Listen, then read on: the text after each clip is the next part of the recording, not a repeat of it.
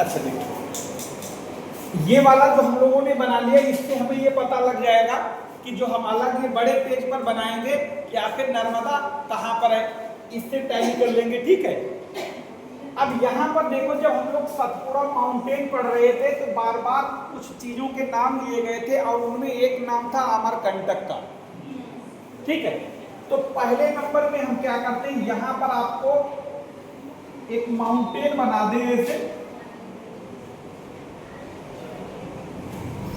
ये समझ लो ये, और ये अमरकंटक को थोड़ा ऊंचा बना दिया ताकि आप इसे समझ सकें कि मतलब ये उसी का हिस्सा है। वहां पर तो ये टुकड़ों में दिखेगा, यहां हमने एक लाइन बना दी। और ये वाला माउंटेन का नाम क्या है,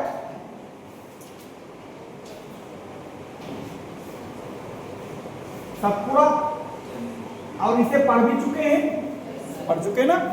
ये कैसा पर्वत है, ब्लॉक माउंटेन, बता था। अब इसी सतपुड़ा में और ये वाली जगह का नाम क्या है, अमरकंटक। और ये नदी कौन सी बह रही है, और आके खत्म कहां हो रही है, खंभात की खाड़ी कहां है, ये। यानी कि इसका ये वाला भाग समझ लो, ये आपका अमरकंटक है। और यहां पर अमरकंटक कौन सा है, ये वाला। यहां आके जहां गिर रही है वाली एरिया कौन है, अरब सागर का वो हिस्सा जिसे खंभात की खाड़ी कहते हैं। तो ये वाला पूरा का पूरा अरेबियन सी हो जाएगा, और जहां पर ये एग्जैक्ट पॉइंट गिर रही है वो वाली खाड़ी कौन सी हो जाएगी, खंभात की खाड़ी।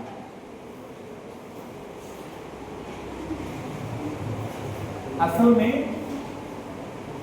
कभी कभी कुछ लोगों को लगता है ना कि मुर्गा नहीं बोलेगा तो सवेरा नहीं होगा। ठीक। तो हमारे कुछ मास्टरों को भी ये गुमान हो गया था, यह हो जाता है कि हम नहीं जाएंगे तो ऐसा नहीं होगा। और हमने शुरू में ही बता दिया था, हम मास्टर ये सब काम मास्टरी ज़्यादा करके आए हैं। और हम ये बता दिया मास्टरों को, तुम हमको स्टेप नहीं समझ लो, अगर टायर पंचर हुआ तैयार है ना। तो कुछ लोगों को लगता था ना कि जो है मुर्गा नहीं बोलेगा तो सवेरा नहीं होगा, लेकिन ऐसा है नहीं, वो खाली कहावत में है। हाँ, एक बात जरूर सही है कि दुनिया में, गौर से सुनना, कम से कम 1 लाख रुपए की बात बता रहे हैं फ्री में, नोट करने वाली बात है कि दुनिया में जो सबसे ज्यादा जगाने का काम करता है, सबसे ज्यादा वही मारा जाता है। एग्जाम्पल मुर्गा, बोलते ना मुर्गा बोल गया नहीं सवेरा हो गया, तब वो जगाने का काम करता है। देखो सवेरे होते चिल्लाने लगता मुर्गा। अब आज की डेट में सबसे ज्यादा मुर्गे तो है। तो कुल मिला के जो सबसे ज्यादा, जो जब ज्यादातर जो समाज दुनिया भर को जगाने का काम करता है, सबसे ज्यादा मारा भी वही जाता है। और मुर्गे से बढ़िया उदाहरण नहीं मिलेगा, है ना। मजे मतलब हवाई बात नहीं, बिल्कुल। देखो सच में मुर्गे से ज्यादा कोई जानवर काटा जाता है संख्या में। कुछ लोग तो 2-3 अकेले खा लेते हैं। हाँ, खैर मुद्दे पर नहीं, जितनी देर बात हो उसी बात हंस लो, ये तो सुन लो। तो ये खंभात की खाड़ी में गिर गए। अब यहां से चलोगे तो इसका मतलब ये एरिया कहाँ है, छत्तीसगढ़ और मध्य प्रदेश के बॉर्डर वाले एरिया में है। नाम इसका क्या है,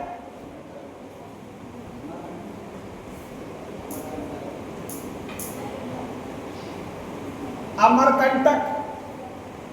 अब ये मध्य प्रदेश को पार करी, और मध्य प्रदेश के बाद गुजरात, और गुजरात के बाद अरेबियन सी की खंभात की खाड़ी में। ठीक है। अब यानी अगर अरब सागर कहा जाए तो कोई गलत नहीं होगा, यानी लेकिन जहां पर ये गिर रही वो बिल्कुल एक्यूरेट यानी एग्जैक्ट पॉइंट खंभात की खाड़ी है। ठीक है। अब यहां से यहां तक का जो इसका सफर है, तो देखो आप किसके पैरेलल है ये, कि और इस सतपुड़ा के पैरेलल है। ठीक है। और अगर आप देखोगे ये नदी की दोनों को अलग कर रही है, किसको अलग कर रही, एक तरफ विंध्याचल एक तरफ सतपुड़ा। यानी ये क्वेश्चन कई तरीके से घुमा फिरा के पूछा जाता है कि सतपुड़ा और विंध्याचल को अलग करने वाली नदी नर्मदा। नर्मदा के उत्तर और दक्षिण में दोनों पर्वत कौन से हैं? ठीक है। और नर्मदा कहाँ बहती है? भ्रंश घाटी में, यानी रिफ्ट वैली में। और रिफ्ट वैली बताए थे जिस दिन माउंटेन पढ़ रहे तो उस दिन भी बताए थे, या तो बीच का हिस्सा स्टेबल रहे, अगल बगल का नीचे धंस जाए, या अगल बगल का स्टेबल रहे, बीच का धंस जाए, जो धंस जाता है उसी को क्या बोलते हैं? भ्रंश घाटी। यानी सतपुड़ा स्टेबल रहा, अगल बगल के हिस्से नीचे धंस गए। एक में बहती है नर्मदा और दूसरी घाटी में बहती है ताप्ती। ठीक है, ये उस दिन बताए थे। और सबसे बड़ा ब्लैक माउंटेन है कहाँ? अमेरिका में। और फिर जर्मनी का बॉस ब्लैक फॉरेस्ट, और आपका एक बॉसजेस, ये सब क्या है? ब्लैक माउंटेन, खंड पर्वत जिसे भ्रंश पर्वत कहते हैं।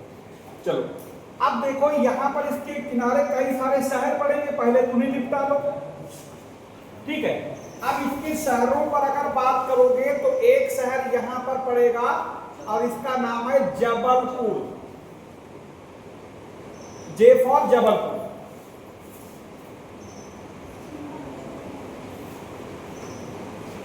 कहां है?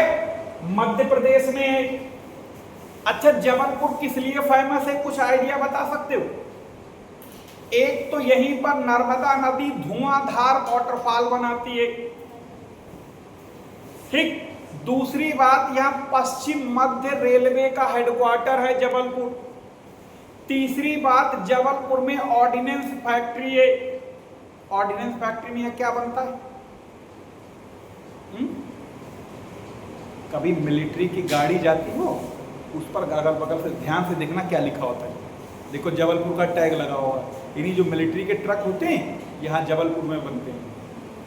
ठीक है, और मिलिट्री से जुड़ा हुआ कोई भी सैनिक यानी साजो सामान बनता हो जहां भी, जरूरी नहीं वो गन बनती हो, उसको सबको ऑर्डिनेंस फैक्ट्री कहते हैं, हिंदी में आयुध निर्माण कारखाना। शाहजहांपुर में तो ओसीएफ क्लॉथ फैक्ट्री है, आर्मी की ड्रेस तैयार होती, वो भी ऑर्डिनेंस फैक्ट्री है। जरूरी नहीं हर जगह का नहीं बनती हो। ठीक है, बात समझ में आई? तो जबलपुर किस लिए फेमस है? धुआंधार वाटरफॉल, पश्चिम मध्य रेलवे का हेडक्वार्टर, ऑर्डिनेंस फैक्ट्री। ठीक है, अब धुआंधार के बगल भेड़ा घाट भी है, वो भी इसी वाटरफॉल है नर्मदा पर। ठीक है, चलो जबलपुर के बाद में यहां पर आ जाओ, एक शहर और पड़ता है और इसका नाम क्या है? होशंगाबाद।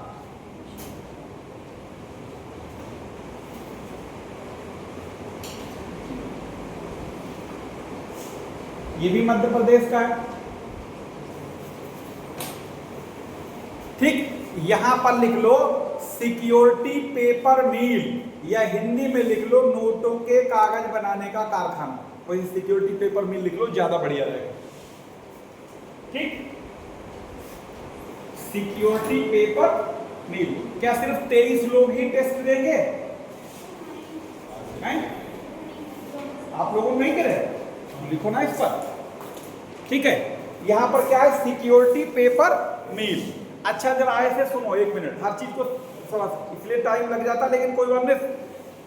देखो, जो सिक्योरिटी पेपर मिल जब बोला जाए, ये सिक्योरिटी पेपर, तो इसका मतलब ये नहीं कि जिसके ऊपर नोट छपता है सिर्फ उसी से मतलब है।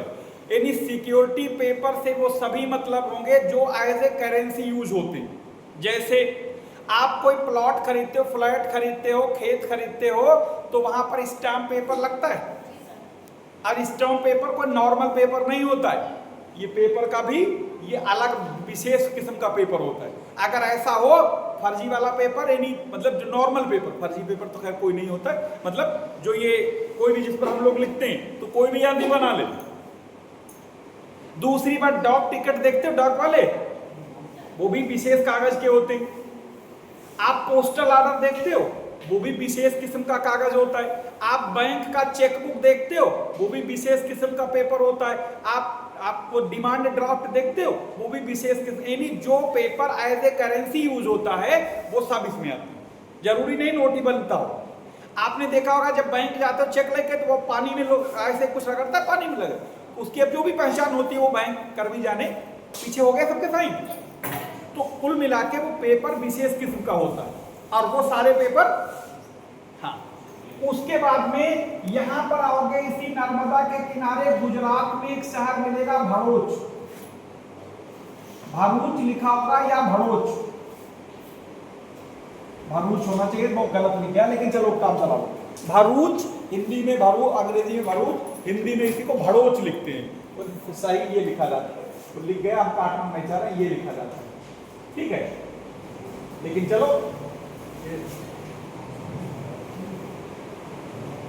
चलो ठीक।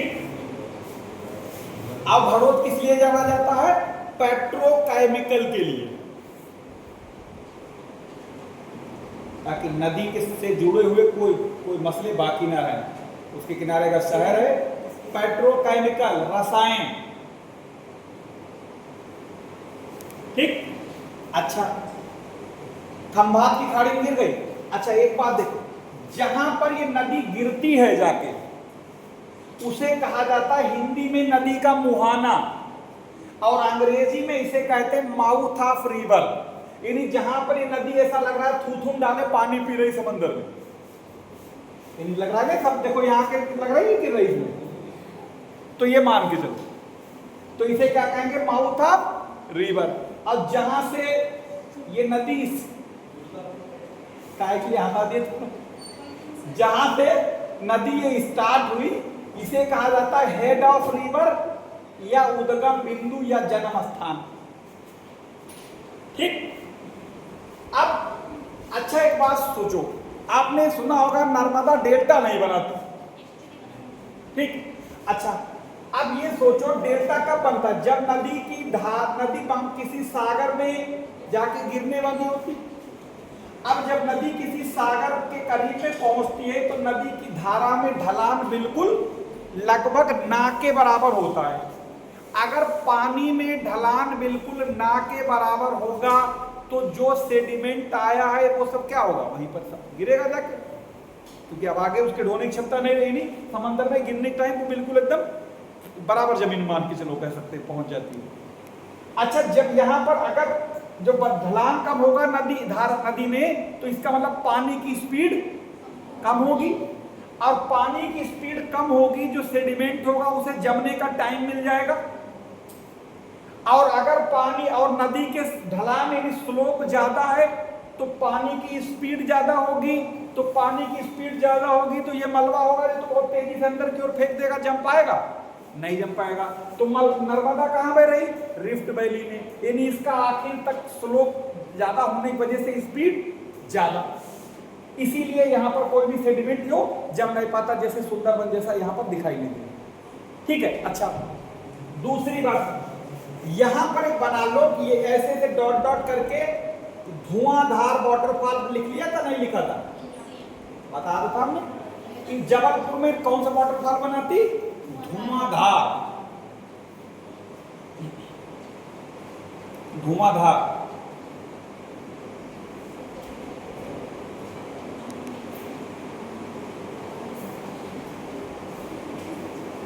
ठीक है। अच्छा एक वाटरफॉल का नाम सुना होगा आपने, चित्रकूट वाटरफॉल का नाम सुना था? कहाँ है?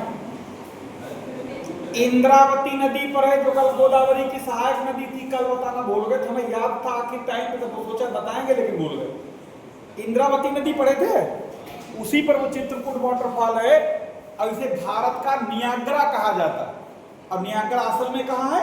अमेरिका में, ईरी और ओंटारियो झील के बीचों बीच में वहां, ठीक। चलो आपस इस मुद्दे पर अब देखो, इसकी ट्रिब्यूटरी में कोई खास ऐसा है नहीं, क्योंकि कोई ऐसी नदी नहीं है जो मतलब जो खास हो। इसे कहते हैं ना मजनू बहुत लेकिन खून देने वाले कोई नहीं, नदियां बहुत लेकिन वो सब बिल्कुल ऐसी सी, कोई खास नहीं। एक नाम लिख लो, तवा, भाई रोटी बनाने वाला तवा, इसकी ट्रिब्यूटरी छोटी सी है तवा। हाँ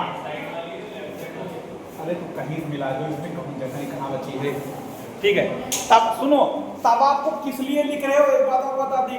तवा के ऊपर मध्य प्रदेश में तवा हाइड्रो पावर प्रोजेक्ट है, निवरना हो सकता, उसको भी नहीं याद रखने की जरूरत। कोई ऐसी खास बड़ी नदी है, बहुत सब छोटी छोटी नदियां हैं, तवा। नर्मदा की जो सहायक नदी है, प्रमुख सहायक नदी तवा। तवा नदी का नाम है। तवा हाइड्रो पावर प्रोजेक्ट बना हुआ है। थोड़ा जल्दी लिखो, लिख लिया? अच्छा, अब इस पर वापस आ जाओ। इसी नर्मदा पर गुजरात में एक डैम बना हुआ है और इस डैम का नाम है सरदार सरोवर। बहुत फेमस डैम है।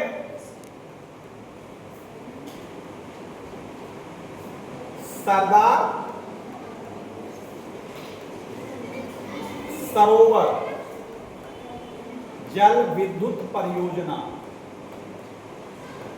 ठीक, आपने सुना होगा कि statue of unity Sardar Vallabh भाई पटेल की एक मूर्ति है।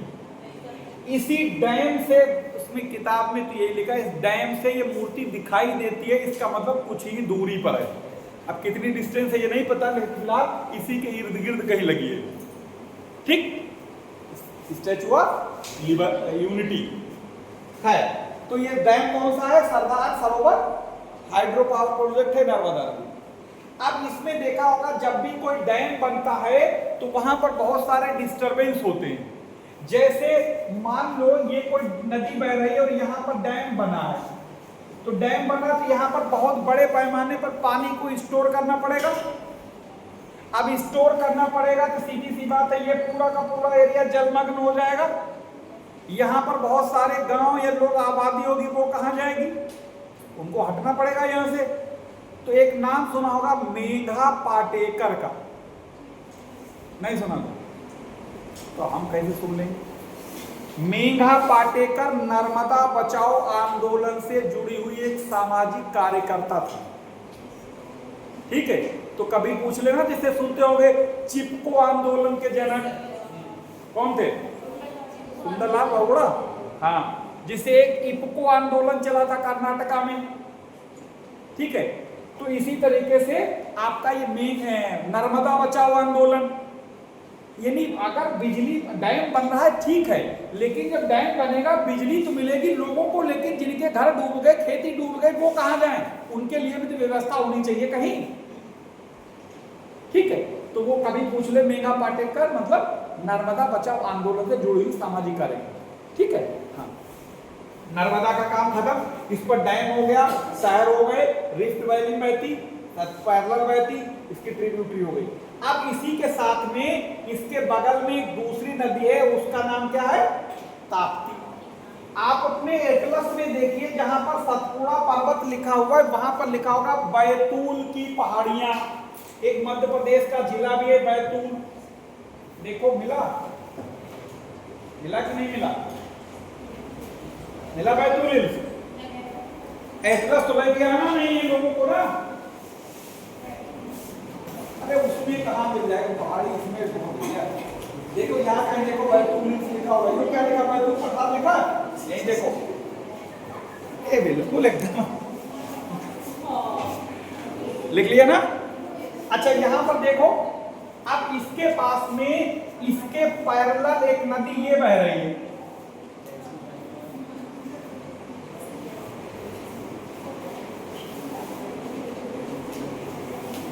अब इसके पैरेलल जो बह रही है ये वाली नदी कौन सी है?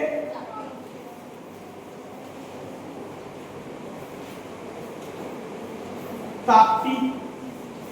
और इस ताप्ती नदी के किनारे और ये बीच में पहाड़ कौन सा है?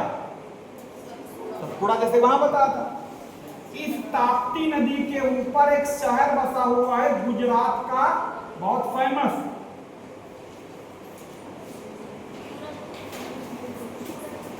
और उसका नाम है सूरत।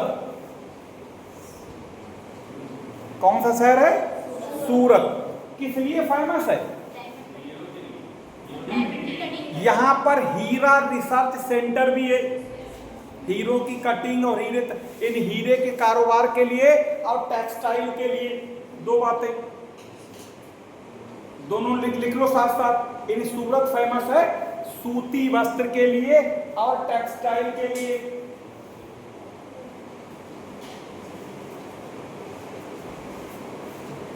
सूती वस्त्र और टेक्सटाइल। ठीक, लिख लिया। अच्छा, एक बात इतिहास में आगे चल के पढ़ोगे, जब मॉडर्न हिस्ट्री पढ़ाई जाएगी, 1907 में कांग्रेस का विभाजन पढ़ा जाएगा। यानी कांग्रेस इसी 1907 में जो कांग्रेस का सूरत अधिवेशन हुआ था, जिसमें कांग्रेस दो धड़ों में टूट जाती है। एक धड़ा का ये कहना था कि अंग्रेजों के लिए कि ये बात लातों के भूत बातों से नहीं मानेंगे, इनके साथ ट्रीटमेंट हो।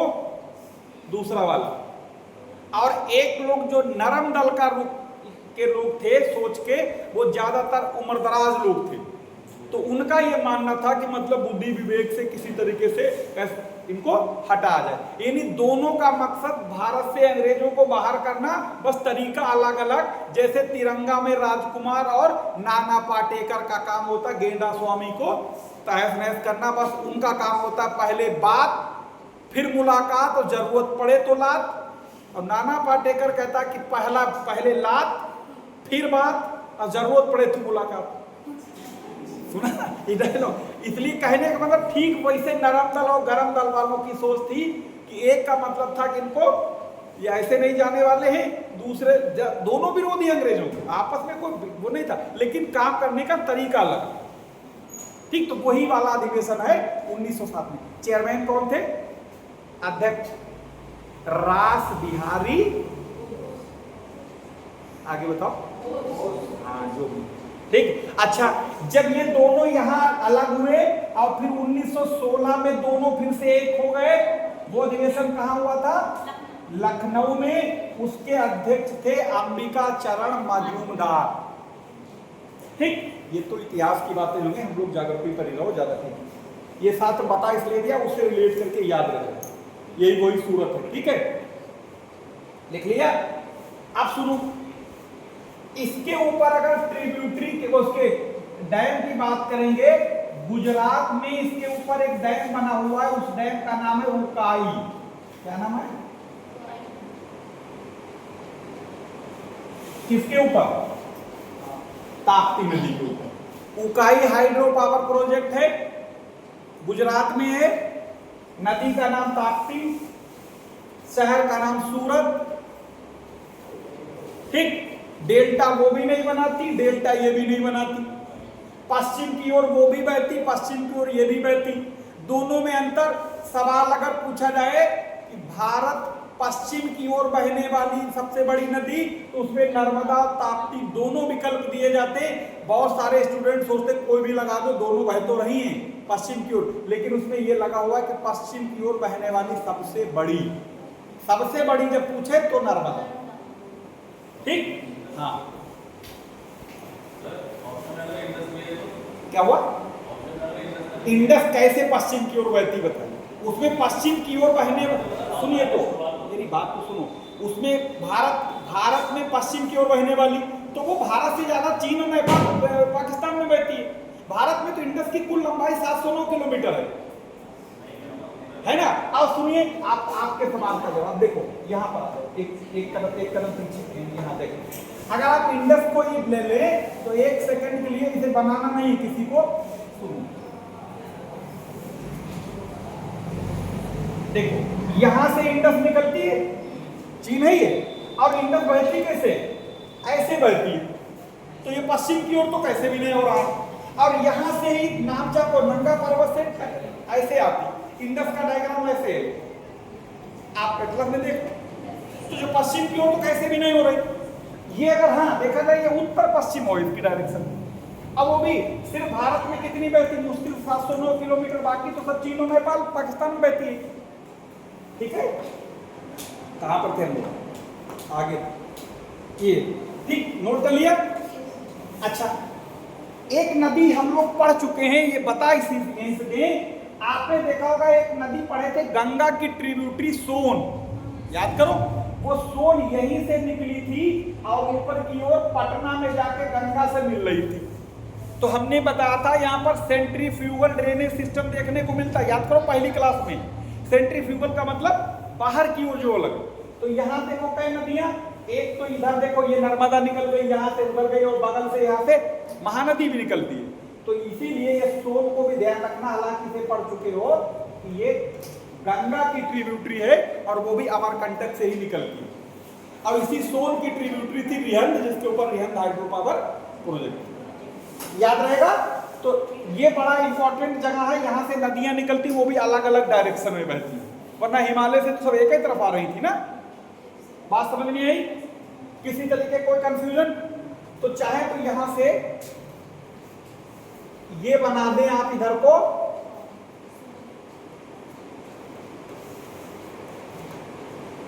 सोन, ठीक, वो भी यहीं से निकल के गए, ठीक है, कोई दिक्कत?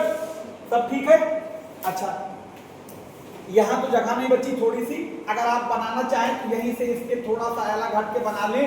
ये छोटी सी नदी, इधर इसे महानदी कहा जाता है, इसी के थोड़ा सा अलग हट के दिखेंगे, यहां पर लिखा होगा बस्तर पठार, ये उसी गिर्द गिर्द वहां से निकल रही है। छत्तीसगढ़ का जिला दुर्ग जिला है, देखो लिखा होगा दुर्ग, मिला? छत्तीसगढ़ में एक जगह लिखी होगी दुर्ग, मिला? उसी गिर्द गिर्द देखो नदी का नाम है महानदी। अंग्रेजी में ग्रेट रिवर ना लिखना, महानदी को महानदी लिखना जाए।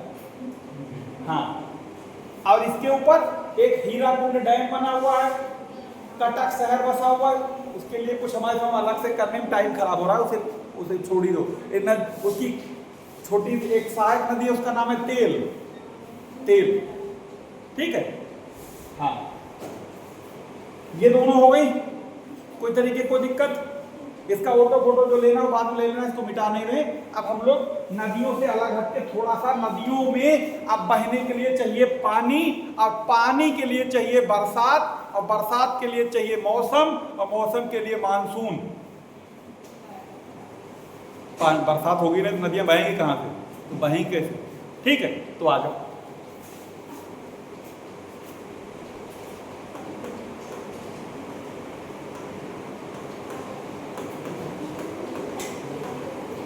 ठीक,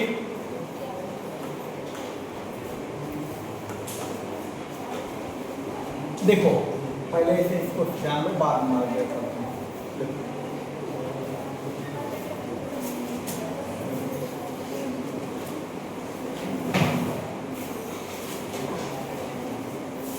लिख लिया? चलो इसको